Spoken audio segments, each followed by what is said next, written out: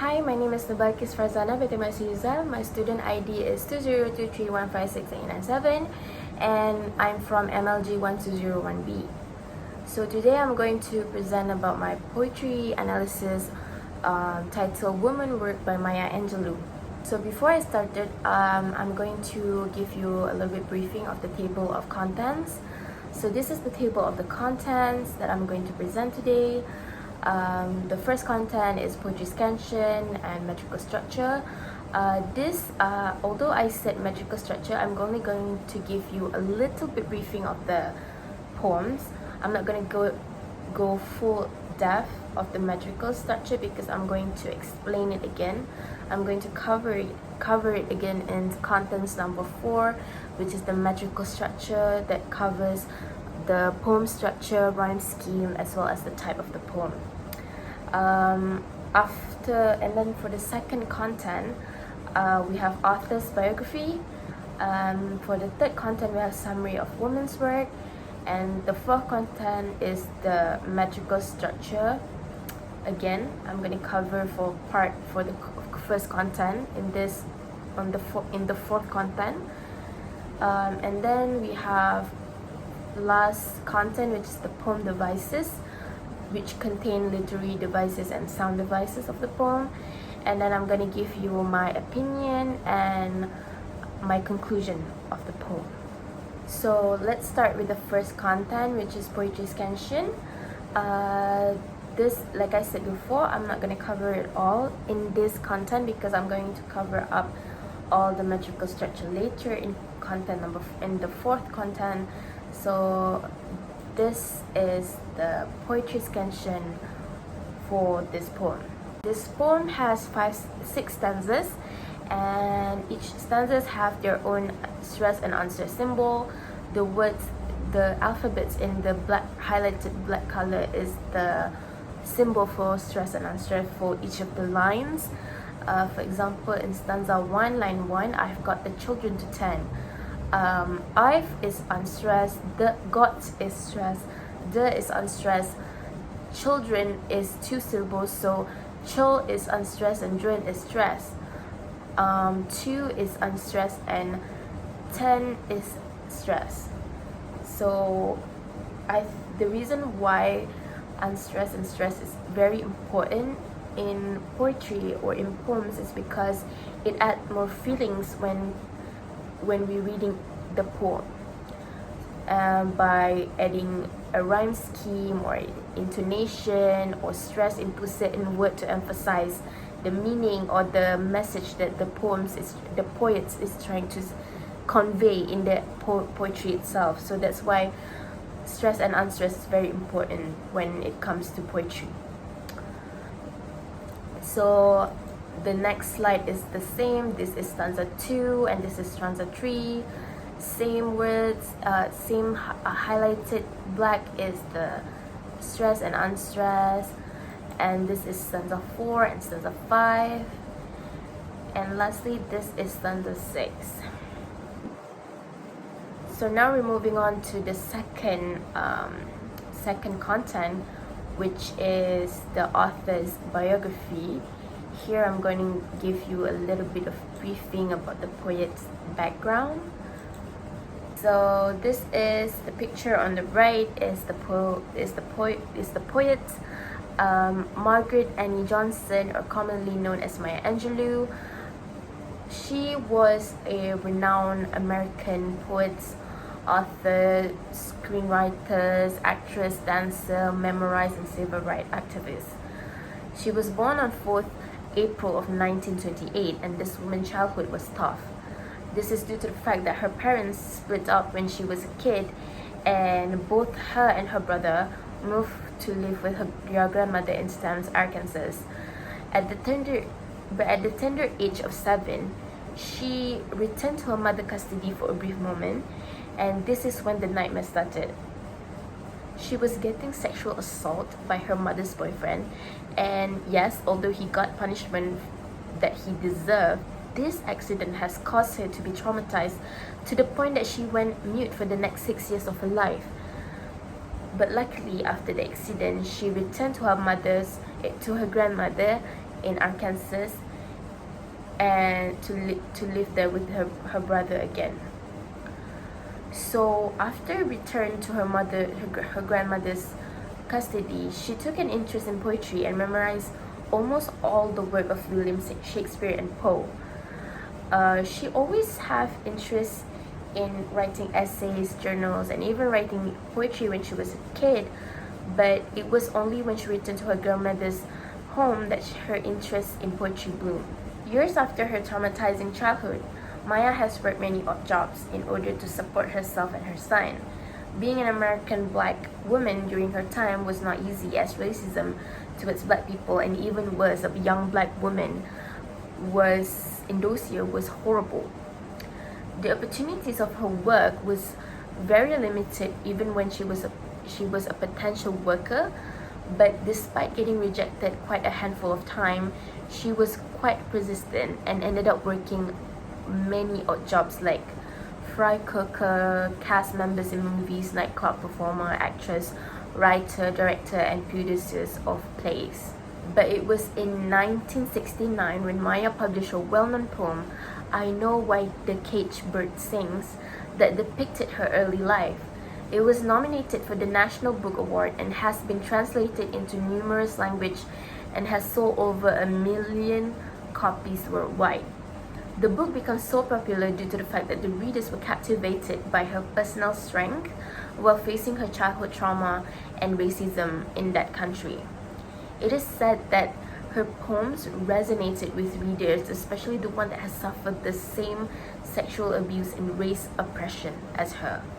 So that is why the book is so well liked at the time. So now I'm going to move on to the third content, which is the summary of the woman's work. So woman's work depicts the typical life of a woman's routine, performing her endless daily chores effectively, and how the society constantly demands and pressures black women's time and energy without giving them an equal payment on food for their jobs. This poem was especially referring both traditional housework and enslavement that black women suffered, as society has long claimed their work, bodies, life, and their worth. So moving on to the fourth content, which is metrical structure of the poem. Like I said before, in this content I'm gonna explain more in depth about the metrical structure of the poem, unlike in first content, because here I'm gonna explain about the poem structure, rhyme scheme, as well as the type of the poems. So Woman's Work by Maya Angelou is an open form of poetry, and it is a free verse. In this content, the poem has no specific rhyme scheme, despite having a few rhyme scheme at the end of certain stanzas. For example, in stanza 1, line 1 till 4, the rhyme scheme is AABB, which creates a relaxed atmosphere and mimics the imagery of everyday life, chores of a woman.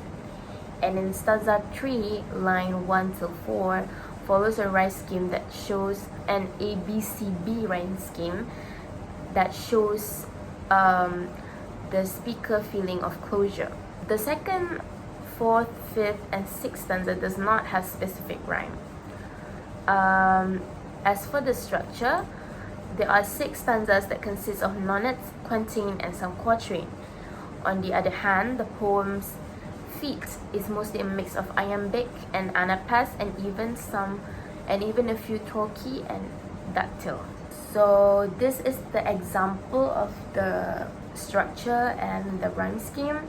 So for the rhyme scheme, the words in highlighted green, which is stanzas 1, line 1 till 2, is AA, and then stanzas and line 3 till 4 in the highlighted purple words is the BB, so AABB. As for the structure, the symbol that highlighted in gray is iambic, and the words highlighted in red is dactyl. Here is the next example, which is in stanza 2 and stanza 3.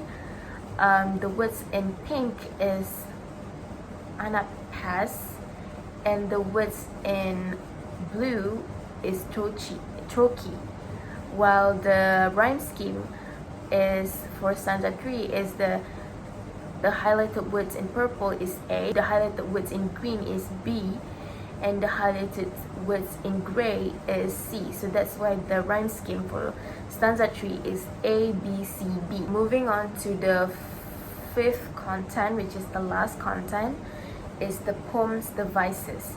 Here I'm going to show you the literary devices as well as sound devices of the poem. So first is the metaphor. For example, in stanza 4, line 3, let me float across the sky.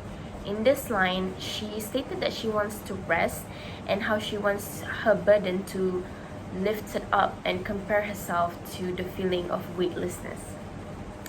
She also used imagery in stanza 3, line 3, which is fall softly dewdrops, and in stanza 5, line 1, fall gently snowflakes.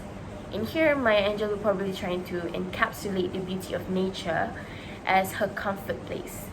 This is due to the fact that during her time, women always have to shoulder a lot of things such as house chores, taking care of children, and some even working. So oftentimes they will find themselves watching the beauty of nature to seek some sort of comfort. Here she's implying that watching the snowflakes falling gently in the ground gave her some sort of relaxation that helped her escape the reality of the world for a brief moment. Moving on, she also used personification such as in stanza 5, line 1, 2, 3, and 4, fall gently snowflake, cover me with white, cold icy kiss, and let me rest tonight.